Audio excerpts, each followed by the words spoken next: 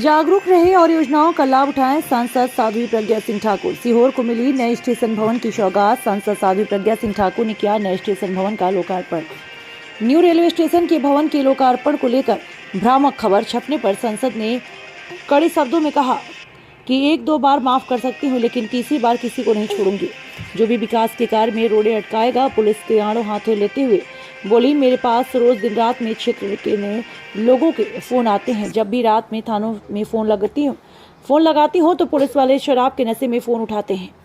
मैं पुलिस अधिकारियों से कहना चाहती हूँ कि ऐसे पुलिस वालों पर कार्यवाही करें। पश्चिम रेलवे रतलाम मंडल के सीहोर स्टेशन में नवनिर्मित स्टेशन भवन का लोकार्पण भोपाल सांसद साध्वी प्रज्ञा सिंह ठाकुर ने किया। लोकार्पण अवसर पर आयोजित कार्यक्रम में भोपाल सांसद साध्वी प्रज्ञा सिंह ठाकुर ने कहा कि लगभग 1.5 करोड़ रुपए की लागत से बने इस नए भवन के बन जाने से यात्रियों को पहले से बेहतर सुविधा मिलेगी। राजदूत है चीन की जो महिला है, जो जिसको जासूस कहा गया, ये वो महिला है जिसके रिकॉर्ड गड़बड़ हैं, कहीं ना कहीं हमारे देश के लिए घात है। और इस प्रकार से राहुल गांधी का स्पष्ट नाम लेकर के कहते हैं कि उन्होंने मुझे कहा था आतंकवादी। तो मैं कहती हूँ कि देशभक्त कभी आतंकवादी नहीं हो सकता जो भारत में जन्मा है, भारत का रहने वाला, और मेरी शुद्ध माता और पिता भारत के ही है। इसलिए मैं तो कभी देश के साथ घात नहीं कर सकती। लेकिन उन्होंने तब भी मुझे कांग्रेसियों ने आतंकवादी कहा, राहुल गांधी ने स्पष्ट मुझे आतंकवादी कहा।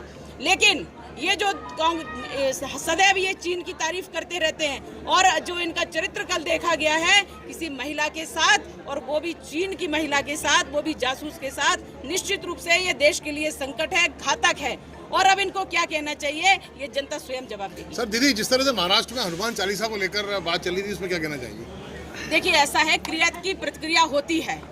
लगातार ये कहा जा रहा था कि हमारे बच्चे पढ़ते हैं, तमाम कॉम्पिटिशन्स की तैयारी करते हैं, और वो बच्चे जब डिस्टर्ब होते हैं तो उन आवाजों को कहा गया था कि अपनी आराधना, कोई भी स्वतंत्र है आराधना करने के लिए, अपनी अपनी पूजा पाठ करने के लिए, लेकिन शांतिपूर्वक आराधना होती है, चिल्ला चिल्ला के नहीं होती है। पर अगर किसी को सुनाई नहीं पड़ रहा है तो फिर उसके प्रतिक्रिया स्वरूप ये जो कुछ भी हो रहा है, ये कहीं ना कहीं राजस्थान में कांग्रेस की सरकार है, ये वहां हो रहा है, क्योंकि वो लोग भड़काते हैं और विरोधियों को प्रश्रय देते हैं, गलत लोगों को प्रश्रय देते हैं।